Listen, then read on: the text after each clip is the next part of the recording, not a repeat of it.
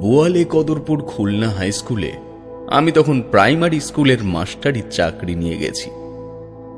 সেখানে গিয়ে আমার পরিচয় হয় ভৈরব চক্রবর্তীর সঙ্গে। তবে আমারই স্কুলের এক সহকর্মী দেবরাজ বিশ্বাস তার পরিচয় আমায় দেয়। তার জীবনে ভৈরব চক্রবর্তীর এক অসামান্য ভূমিকা রয়েছে, যদিও তার মুখে শোনা ঘটনা সাম্প্রতিক নয়। এখানে বদলি হয়ে আসার আগে প্রথমে যে অঞ্চলে গিয়ে তাকে চাকরি নিতে হয়েছিল, এই ঘটনা সেই জায়গায়। তাহলে শুনতে থাকুন।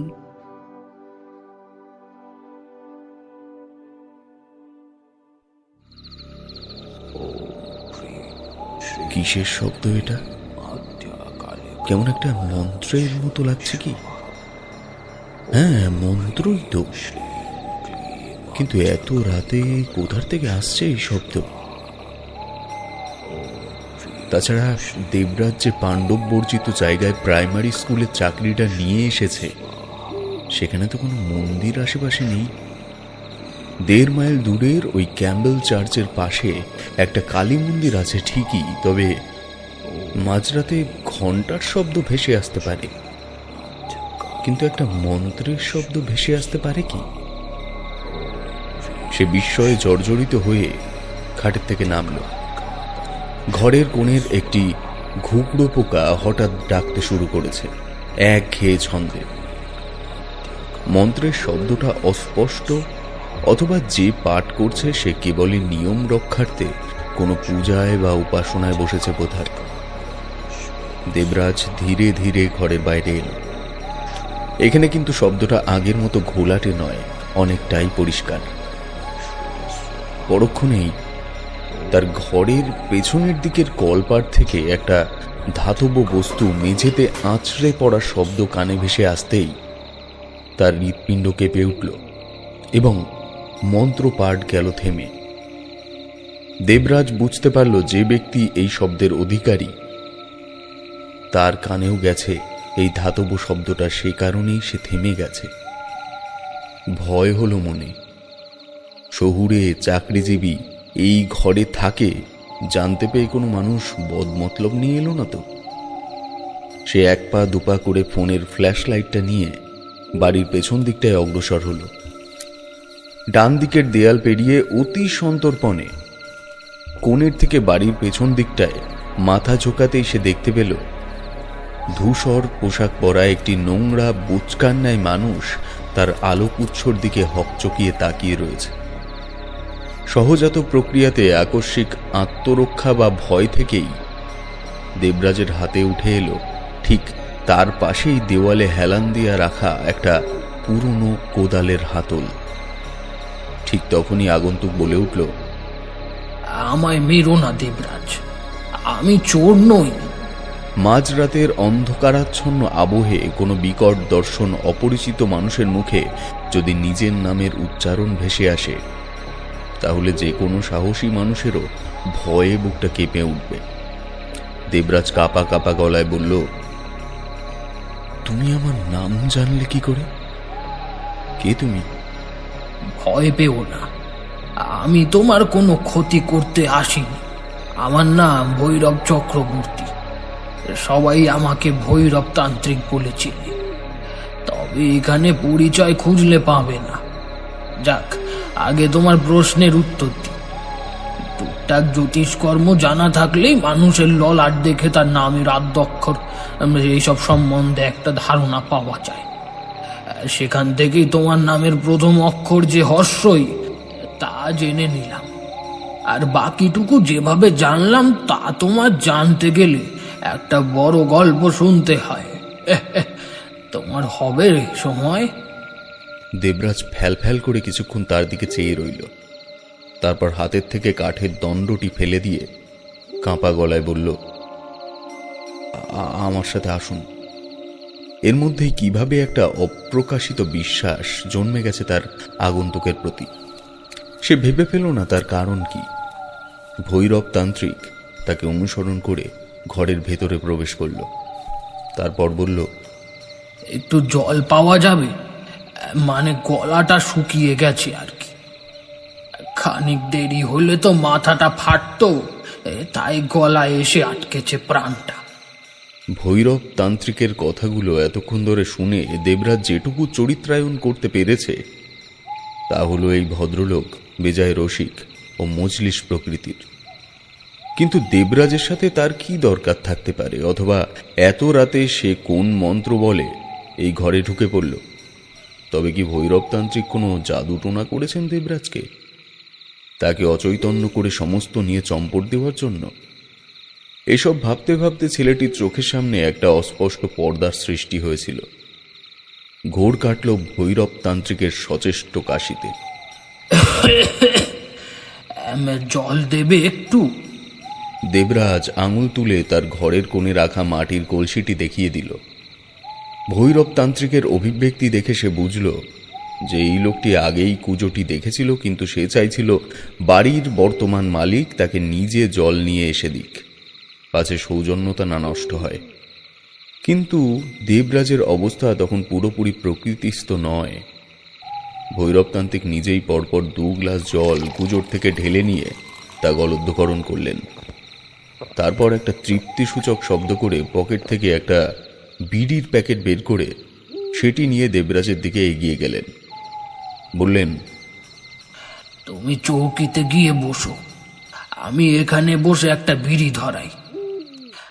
তাছাড়া আমার অপরিষ্কার জামা কাপড় পরে ওখানে বসাটা উচিত হবে না। আর দেবরাজ, এই মাটির কত গুণ তুমি বুঝতে পারবে এবার। মাটিতে গুণ?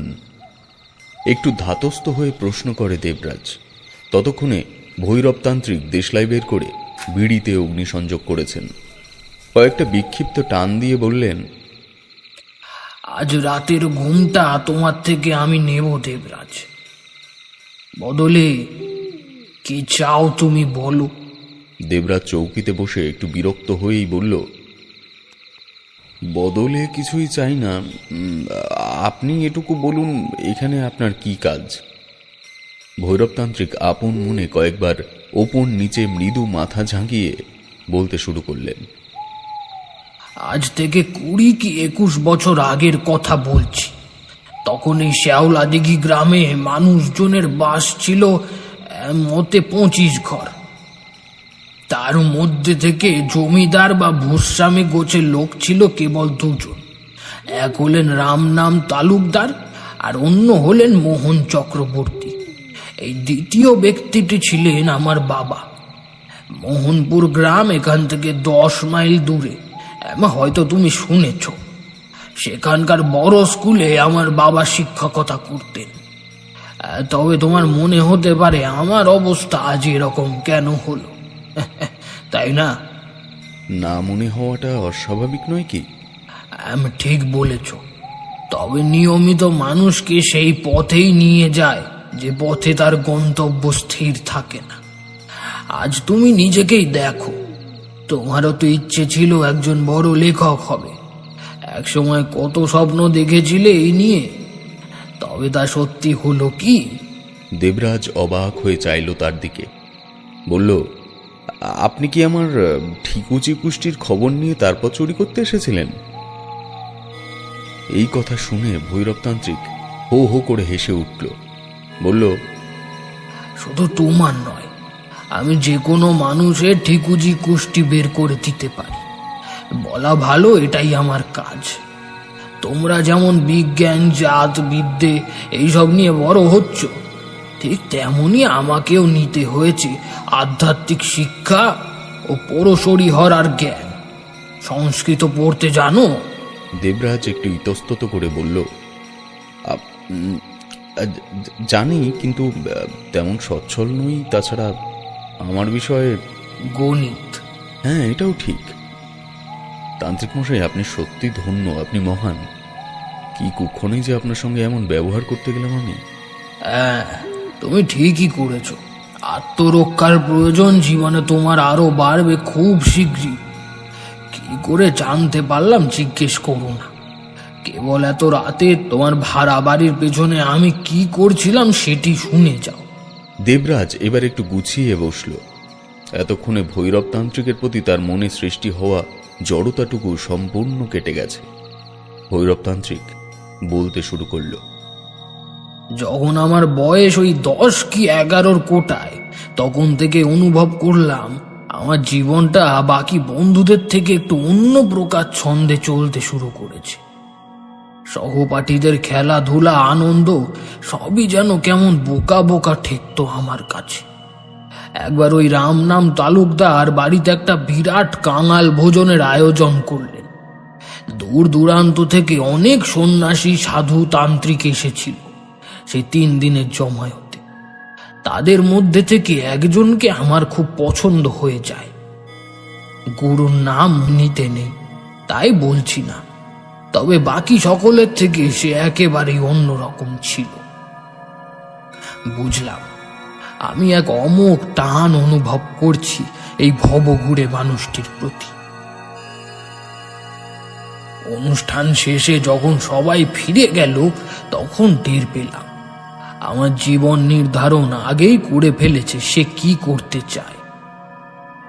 গৃহস্থের পরিবারে নিয়ম ছিল খেতে বসলে যেন বাড়ির কর্তা সেখানে উপস্থিত থাকে।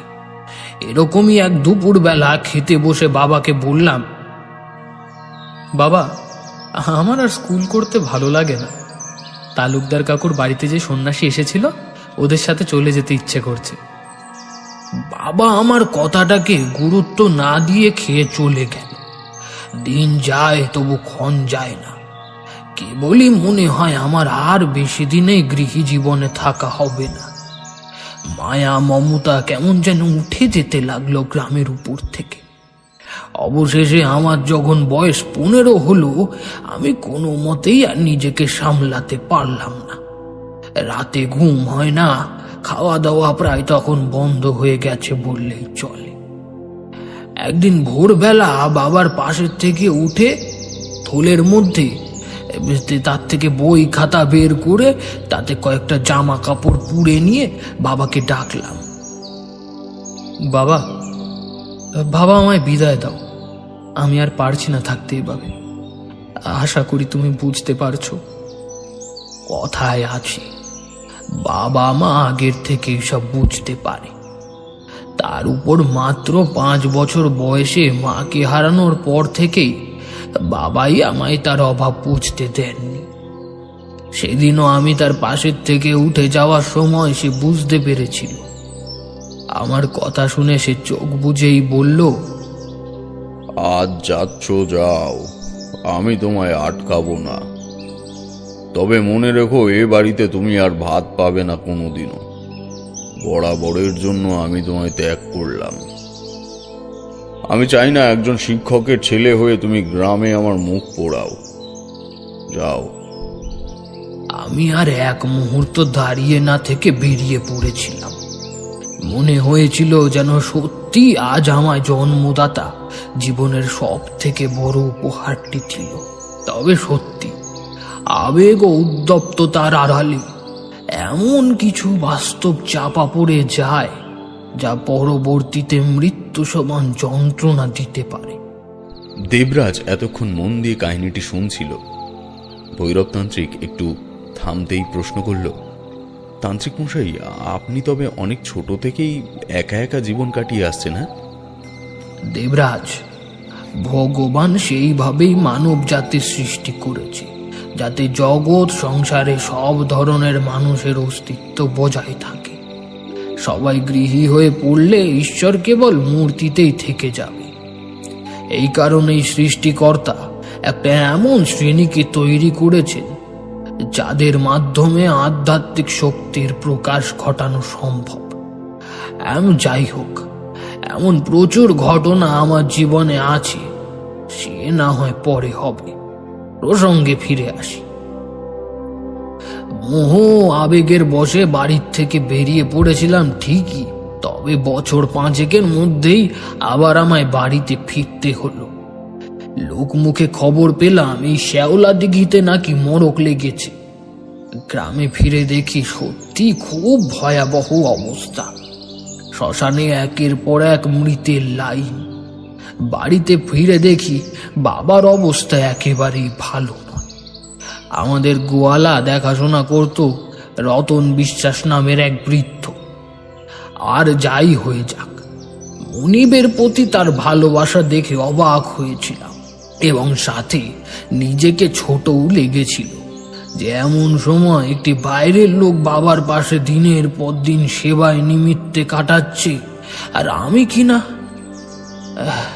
যাক সে কথা। নিজের রক্তের ওপর কোনো মানুষ কতদিন বিমুখ করে থাকতে পারে। বাবা আমায় বেশ দ্রুত মনোবল তো ফিরে পেলেনি, সাথে 10 দিনের মধ্যে বিছানা ছাড়লেন। এর মধ্যে হঠাৎ একদিন বাবার ডাক পড়ল রাম নাম তালুকদারের বাড়ি। বাবাকে একা ছাড়তে মন চাইছিল না দেখে আমিও তার সঙ্গে গেলাম। গিয়ে দেখি নিজের বিশাল বৈঠক ঘরের মাঝে ফরাস পেতে বসে তামাক টানছেন তালুকদার মশাই। তার দুপাশে আরো 2-3 জন লোক হতাশ মুখে নিচু গলায় কিছু আলোচনা করছে। বাবাকে দেখে তালুকদার মশাই উত্তেজিত হয়ে বললেন, আরে চক্রবর্তী, তোমায় সুস্থ অবস্থায় দেখে সত্যি খুব ভালো লাগছে আমার। ভানুর মা আজ সকালে চলে গেছেন, খবর পেয়েছেন? কই না তো। আসলে এখন আর খবরই হচ্ছে না গ্রামে, কারণ শ্মশানে যাওয়ার লোকটাই তো নেই। কাকেই বা কি জানাবে। এই ভৈরব ফিরে এলো বলে তাড়াতাড়ি উঠে দাঁড়ালাম, নইলে মারা গেলে বাড়িতেই পৌঁছতে হতো। আমি অনুশোচনা ও লজ্জায় মাথা নিচু করলাম। তালুকদার মশাই বলল, তুমি এমনটি ভেবো না চক্রবর্তী, খবর পেলেই আমরা সকলে ছুটব। তুমি এই গ্রামের গর্ব। বাবা চন্দন, তোমার বাবা বেঁচে থাকাকালীন আর কোথাও চেয়েও না তুমি। কথাগুলি কাঁটার মতন বিঁধল আমার বুকে। আমি ইতিবাচক মাথা নেড়ে চুপ করে দাঁড়িয়ে রইলাম। বাবা বলল, গ্রামটা বোধহয় উজাড় হয়ে যাবে তালুকদার। শহরের ডাক্তার এখানে আসতে চাইছে না। তাদের মধ্যেও শয়তানি ঢুকে গেছে আজকাল। ব্যবসা ছাড়া কিছুই বোঝে না। তারা জানে এখানে এলে যাতায়াতের খরচা ছাড়া আর কিছুই উঠবে না। এই কারণেই তো তোমাদের ডেকে পাঠানো। এবার তুমিও যখন এসে পড়েছ, তাহলে প্রস্তাবটা দিই। শোনো তাহলে, দীক্ষাগুরু প্রমানন্দ স্বামী আশ্রমে গিয়েছিলাম দিন 2 আগে, গ্রামের পরিস্থিতির কোনো একটা সুরাহা পথ বাতলে নেওয়ার জন্য। ওখান থেকে আমার জানানো হয়েছে গ্রামের আনুমানিক কেন্দ্রবিন্দুতে একটা মা রক্ষাকালীর পুজো করতে। দেবী দুর্গারোগ্য বেদী, বিনাশকারিণী। ওনার কৃপা দৃষ্টি পড়লে আমরা মুক্তির পথ পেতে পারি। এই বিষয়ে তোমাদের কি মতামত? উপস্থিত সকলেই যেন একটা স্বস্তির নিঃশ্বাস ফেলল।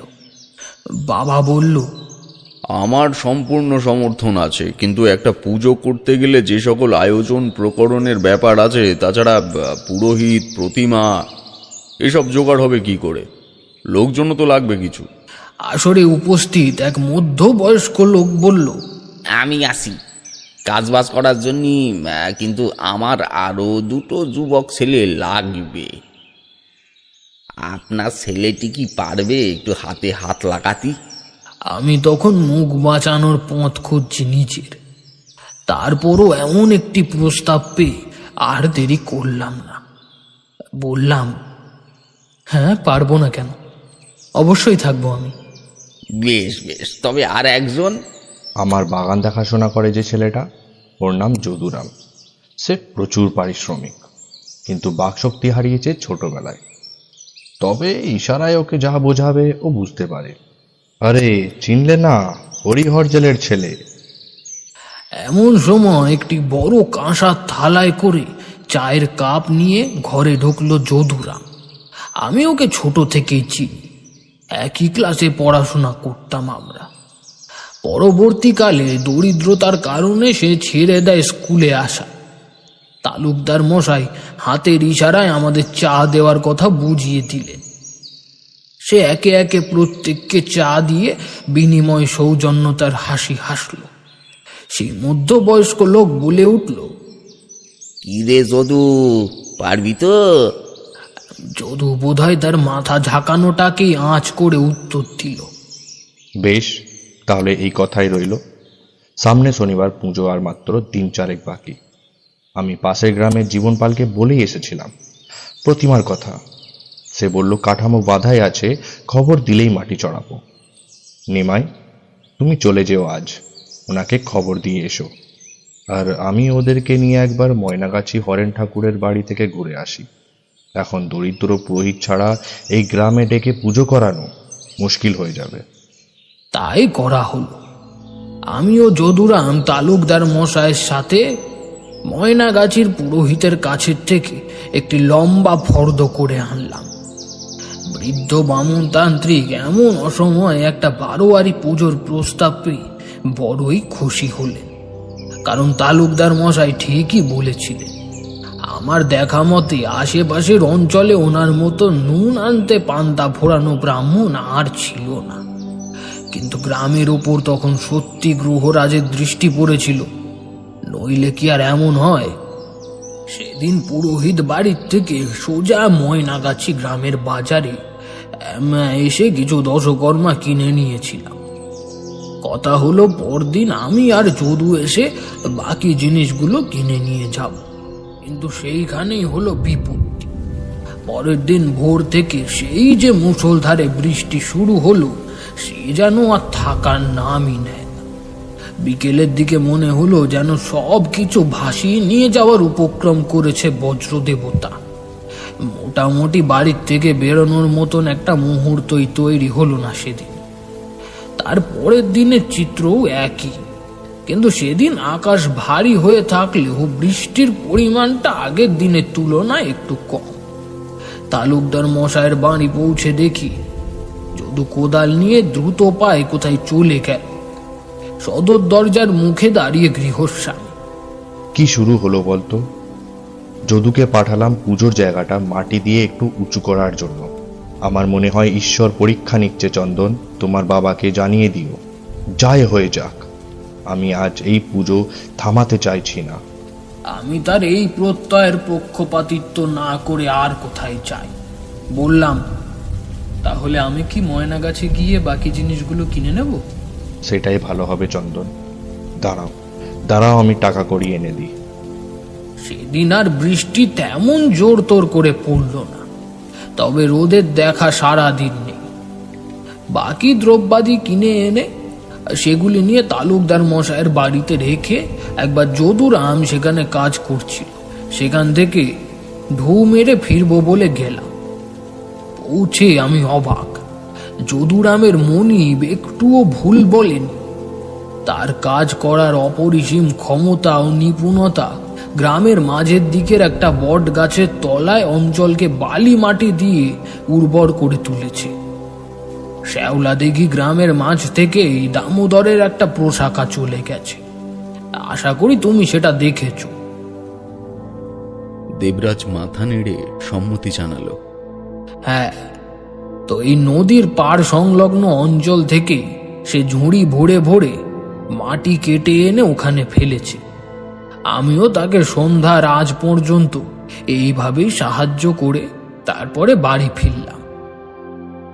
পুজোর আগের দিনই অর্থাৎ শুক্রবারে পরিবেশ কিন্তু সম্পূর্ণ আলাদা। আকাশ কখনো নীল, আবার কখনো মেঘের ঘন ঘটা। আমি নিমাই কাকা ও যদু তিনজন মিলে দ্রুত হাতে শামিয়ানা টাঙিয়ে গোবর কাদা লেপে সম্পূর্ণ পুজো মণ্ডপ তৈরি করতে সারা দিনটাই লেগে গেল। যখন ফিরছি তখন দিনের আলো একেবারেই ঘোলাটে হয়ে এসেছে।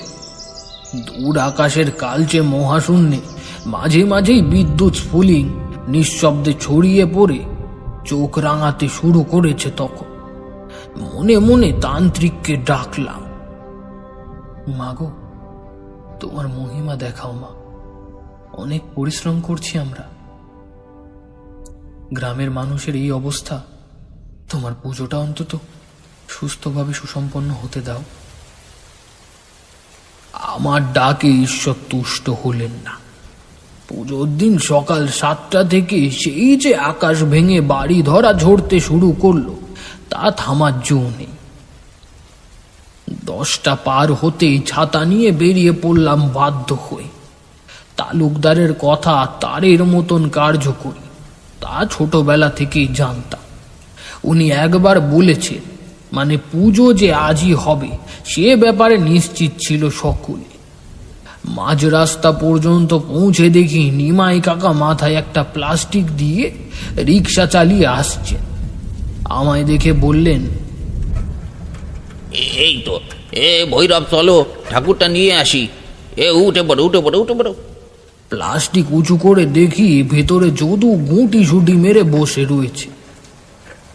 রিক্সায় চেপে বসতেই প্যাচ প্যাচে কাদার পথের উপর দিয়ে অতি কষ্টে রিক্সাটিকে এগিয়ে নিয়ে যেতে থাকলো নিমাই কাকা। বৃষ্টির টিপ টিপানির কোনো বিরাম নেই। আমাদের দেখে পাল মশাই যেন একটু রেগে গেলেন, দাঁত খিকিয়ে বলে উঠলেন, এই তোদেরও বলি হারি, দেখছিস 2-3 দিন ধরে বৃষ্টি থামছে না। কেন রে, পুজোটা কদিন পরে করলে কি হতো? এটা কি বাৎসরিক পুজো নাকি? এই চুপ করে বস তো ওখানে, এখনো অনেক দেরি। অগত্যা আমরা একটা চটের উপর 3 জন ঘেঁষাঘেঁষি করে বসে জীবন পালের হাতে মায়ের চিন্ময়ী মূর্তিকে ধীরে ধীরে সেজে উঠতে দেখছিলাম। নরমুন্ড উঠল বা হাতে, ডানে উঠল রক্ত লাগানো খড়গ। তবে এই দেবীর মুখ খুবই শান্ত ও করুণাময়ী। শ্যামা মায়ের সহজাত তন্দবিত্ত রূপ এটি নয়। নিমাই কাকা বলল, পালমশাই, প্রতিমা তো এখনো কাঁচা, তার উপরে যদি জল পড়ে তবে কি আর ঠিক থাকবে? ব্রল্যাম্প দিয়ে যেটুকু টাঙানো টাঙিয়ে দিয়েছি, এর থেকে বেশি আর হবে না। এমন সময় একটা বিরাট আকাশের গর্জনে আমরা চমকে উঠলাম। বললাম, যা অবস্থা, প্রতিমা নিয়ে ঠিকঠাক ফিরতে পারলে হয়। ঠিক ফিরে যাব, অত চিন্তা করো না তো। বুঝলাম জীবন পালের সামনে আর না বাচক কোনো কথা সে বলতে বারণ করার ইঙ্গিত করছে। তাই বলে প্রকৃতির অরাজকতার সঙ্গে কি আর মানুষের জোর খাটানো চলে? প্রতিমা নিয়ে মিনিট 5 এগিয়েছি, তারপরে শুরু হলো অবাধ বর্ষণ। প্লাস্টিক ফুটো করে যেন জল ভেতরে চলে আসতে চায়। গলা চড়িয়ে বললাম, ও নিমাই কাকা, কোথাও একটা দাঁড়িয়ে যাও, নইলে কিন্তু আর আস্ত প্রতিমা নিয়ে যেতে পারবো না মণ্ডপে। দাঁড়াতে তো হবেই, সামনে ওই ডাকবাড়ির বারান্দায় দাঁড়াচ্ছি, একটু অপেক্ষা করো। আমরা কোনো মতে হাঁটু ডোবানো জলের মধ্যে দিয়ে রিক্সা নিয়ে গ্রামের প্রান্তে একটি পুরনো ডাকঘরের বারান্দায় গিয়ে আশ্রয় নিলাম। সময় সম্ভবত তখন দুপুর 1টা কি 2টো, কিন্তু পরিবেশ দেখলে মনে হবে যেন সন্ধ্যা হওয়ার আগ মুহূর্ত।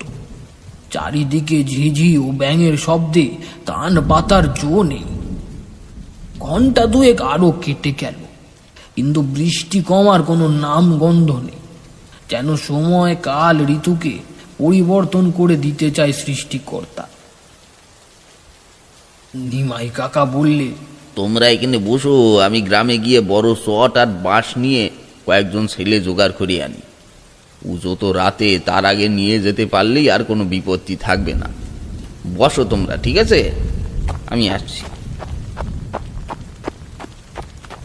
বলে নিমাই কাকা বেরিয়ে গেল। মাথায় প্লাস্টিক বেঁধে নিয়ে এতক্ষণে আমি একটু ফাঁকা সময় পেয়ে একটা বিড়ি ধরালাম। এমন একজন মানুষ আমার সাথে রয়ে গেল যার সাথে ইশারা ইঙ্গিতে ছাড়া কথা বলা সম্ভব নয়। তাও বা কতক্ষণ করা যায়। ধীরে ধীরে অন্ধকার হতে শুরু করলো, অন্য দিনের চেয়ে একটু দ্রুত। আনমনেই মায়ের মুখের দিকে তাকিয়ে একবারই দুর্ভোগের বিপরীতে মিনতি প্রকাশ করতে যাব, এমন সময় মনে হলো যেন মূর্তিটা খানিক দূরে সরে গেছে। অপার বিস্ময়ে প্রতিমাটির অপাদ মস্তক পর্যবেক্ষণ করলাম। যদুরামও ব্যাপারটা লক্ষ্য করেছে। আমার সাথে সাথেই সেটা তার বিস্ফারিত চোখ দেখে বুঝতে পেলাম। কৌতূহল বশত আমি উঠে পড়ে ধীরে ধীরে মূর্তিটির কাছে এগিয়ে গেলাম। মনে হলো কাঠামোটি টেনে এনে আমাদের পাশে রেখে দিই। হয়তো অবসাদে ভুগছি বলেই এমন মনের ধারণা হয়েছে। প্রতিমার নিচের কাঠামোটা ধরে উঁচু করব বলে মাথাটা সবে ঝুঁকিয়েছি, এমন সময় স্পষ্ট শুনলাম একটা নিঃশ্বাসের শব্দ। বুকের ভেতরটা হালকা হয়ে এলো আমার। মাটির কালী প্রতিমা কি নিঃশ্বাস নিতে পারে? অবলীলায় মূর্তির হাতের উপর আমার ডান হাতের আঙুলগুলো একবার স্পর্শ হলো এবং তৎক্ষণাৎ আমি ছিটকে পড়লাম মাটিতে। তুমি বিশ্বাস করবে কিনা জানি না, মূর্তিটির যে অংশে আমার আঙুলগুলি ছুঁয়ে গেল তা মাতৃ প্রতিমা স্পর্শ করার অনুভূতি নয়। ওই মূর্তির ভেতরে নির্ঘাত প্রাণের সঞ্চার হয়েছে, নইলে অমন গরম ও জীবন্ত স্পর্শ মায়ের হাতের থেকে আমি প্রাপ্ত করতাম না। যদু আমায় দেখে আরো বেশি বিচলিত হয়ে পড়ল। উঠে দাঁড়িয়ে আমায় কি ইঙ্গিত করলো বুঝলাম না। তারপর দৌড়ে চলে গেল জলের ওপরে ব্যস্ততার শব্দ তুলে। বৃষ্টির আওয়াজ ও নৈশ প্রস্তুতির প্রাকৃতিক আর্তনাদ ধীরে ধীরে কান সাওয়া হয়ে গেছে। তখন মনে হলো যে বারান্দায় আমি বসে আছি তার সংলগ্ন ঘরের মধ্যে থেকে একটা চাপা গোঙানির শব্দ আসছে। শব্দটা শুনে মনে হয় কোনো মানুষ অতি যন্ত্রণায় রয়েছে, অথবা আমার উপস্থিতি সে কোনোভাবে টের পেয়েছে। মস্তিষ্কে তখন আমার প্রশ্নের ঝড় উঠেছে। মন যেন বরফ দিয়ে কেউ জমিয়ে দিয়েছে আমার। ভাবনা চিন্তার পরিধি তখন কেবল ওই বারান্দার মধ্যে সীমাবদ্ধ আমার। আমি কাঁপা কাঁপা পায়ে দুর্দশাগ্রস্ত পরিত্যক্ত ডাকঘরটির দরজার দিকে এগোলাম। একটা দেশলাই কাঠি জেলে নিজেরও দরজার দূরত্ব নিশ্চিত করে নিয়ে খানিক দূর থেকে তার উপরে হাত রাখতে যাবো এমন সময় ভেতর থেকে এক টানে কেউ দরজা খুলে দিল। আমার মুখের থেকে অক্লেশেই একটা আতঙ্কের শব্দ বেরিয়ে এলো। কে কে? ভেতর থেকে ফিন ফিনে গলায় উত্তর এলো, দেবরাজ, তুমি? না, আমি সে নই। আমি ভৈরব চক্রবর্তী। ব্রাহ্মণ? তুমি যখন ব্রাহ্মণ সন্তান, আশা করি তোমায় তাহলে সব জানানো যাবে। আমার হাঁটু কাঁপতে চলেছে। আমি দেখতে পারছি মিশমিশে কালো ঘরটির গর্ভগৃহে ধীরে ধীরে একটা নীল আলোর অভয় উদ্ভাসিত হতে শুরু করেছে। আমার দীক্ষা গুরুর কথা মনে পড়ে গেল। আমি দেখতে পারছি ওই আলোক আবার কারণে এবার সামনের মানুষটিকে। মুখ ভর্তি কাঁচা পাকা দাড়ি, মাথায় চুল বিন্যস্ত। সে বলতে থাকলো, জানো তো, গুপ্তধন প্রাপ্তি সকলের কপালে থাকে না। অনেক ধনী ব্যক্তি অর্থের লালসায় নিজের সর্বস্ব খোয়ায়। অনেকে নিজের তিলে তিলে জমানো ভালো কাজের পরিপ্রেক্ষিতে একটা দৈব প্রাপ্তি অর্জন করে। তুমি ব্রাহ্মণ সন্তান এবং একজন ঈশ্বর অন্বেষণকারী। তোমায় জানিয়ে গেলাম দেবরাজ, সমার্থীয় একজন ব্যক্তির আগমন হবে এই ভিটেতে। তার জন্যই সঞ্চিত থাকলো এই গুপ্তধন ভাণ্ডার। সে না আসা পর্যন্ত আর এই অঞ্চলে তুমি এসো না। মনে রেখো, এই মহামর্তে কিছু বিশেষ স্থানে ঈশ্বরেরা বিচরণ করে থাকে। সাধারণ মানুষ সে জায়গার সংস্পর্শে এলে তাকেও ধীরে ধীরে পাগল হয়ে যেতে হয়। যেমন আমি হয়েছি। এদিকে এসো, তোমায় একটা মন্ত্র শিখিয়ে দিয়ে যায়। আমার মনে তখন অপরিসীম পবিত্রতা। মস্তিষ্ক এক ফোঁটা দ্বিধাবোধ করতে দিল না। বৃদ্ধের কাছে গিয়ে তার বলে দেওয়া মন্ত্র মনস্থ করলাম। বৃদ্ধ বলল, এ মন্ত্র এই বাসস্থানের পশ্চাদ্ভিমুখে বসে পাঠ করে তারপর সেই ব্যক্তিকে হদিশ দিও সেখানেই পাবে তার বরাদ্দ কর্মফল। এমন সময় টের পেলাম দূরের থেকে বোধহয় কয়জন হেঁটে আসছে এই ঘরটিকে উদ্দেশ্য করে। হলদে আলোর আভা পড়ছে আমার পেছনের বারান্দায়। কয়েকটা সমবেত কণ্ঠস্বর অল্প অল্প করে স্পষ্ট হচ্ছে। বুঝলাম খুব শীঘ্রই আমি এই দৈব পরিবেশ হারাতে চলেছি। ব্যস্ত হয়ে জিজ্ঞেস করলাম, আপনার নাম? বৃদ্ধ বলল, আমার নাম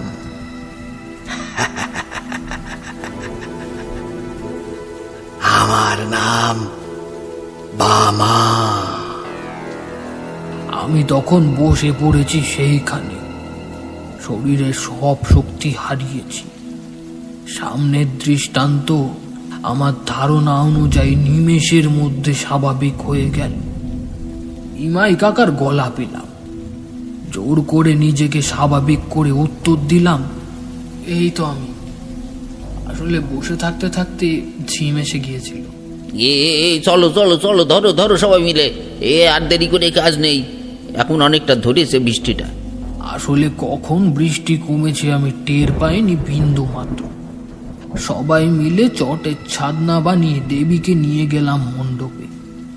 তবে একটা বদল, যেটা আমি লক্ষ্য করলাম হয়তো অন্য কারোর চোখে সেটা পড়েনি।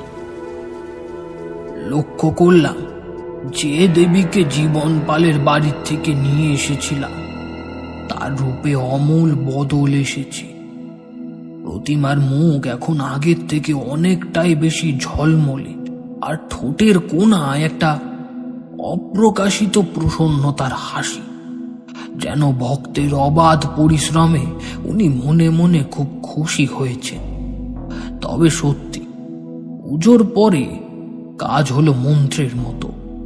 সপ্তাহখানেকের মধ্যেই গ্রামের মানুষ সুস্থ হতে শুরু করল। তালুকদার মশাই ঘোষণা করলেন গ্রামের প্রান্তে এখন থেকে 1.5 মাইল দূরে ক্যাম্বেল চার্চের পাশে একটি মন্দির প্রতিষ্ঠা করবেন। কিছুক্ষণ দুজনেই চুপ। ভোরের প্রথম পাখিটা দূরের কোনো গাছে ডেকে উঠল মৃদুস্বরে। দেবরাজ খানিক ভেবে উত্তর দিল, এই কাহিনীর সঙ্গে আপনার আমার বাড়ির পেছনে আসার কারণ কি? ভৈরব তান্ত্রিক বলল, এই সেই ডাকঘর যেটিকে মেরামত করে বাসযোগ্য বানানো হয়েছিল বছর 5 আগে। সরকারের জায়গা এটি, তাই বাকি কাজটা একটু গোপনে করো। কি কাজ? ভৈরব তান্ত্রিক একটি রহস্যময় হাসি হেসে বলল, দেবরাজ সমঅর্থীয় নামটির অধিকারী তো তুমি। তোমার নাম কি? দেবরাজ। মনে কখনো অহংকার এনো না দেবরাজ। ভৈরব তান্ত্রিক এতদিন তোমার এই সম্পদ আগলে রেখেছিল ঠিকই, তবে ভৈরব চক্রবর্তীকে ভৈরব তান্ত্রিক হতে কি কিন্তু অনেক অহংকার, অর্থের প্রাচুর্যতা ত্যাগ করতে হয়েছে। নিজের শক্তির অপব্যবহার করে আমি কখনো কিছু করি, আর সে পাপ আমার দ্বারা হবেও না। কেবল মনে রেখো, আজ শুধু তোমার ভালো কাজের ফল তুমি পেলে না, আজ তুমি এমন এক জীবনের সম্মুখীন হয়ে গেলে যেখান থেকে পাপ কুড়ানো অনেক সহজ। তাই আবারও বলছি, মনে কখনো অহংকার এনো না। বলে ভৈরব তান্ত্রিক ধীরে ধীরে ঘরের থেকে বেরিয়ে গেল। দেবরাজের মুখে কোনো সাড়া নেই, কোনো সংজ্ঞা নেই। মোবাইলে সময় দেখল সে, সকাল 7:15। এর বছর 2 পরে আবার দেবরাজের সাথে ভৈরব তান্ত্রিকের দেখা হয়। সেটার কারণ যদিও সম্পূর্ণ ভিন্ন।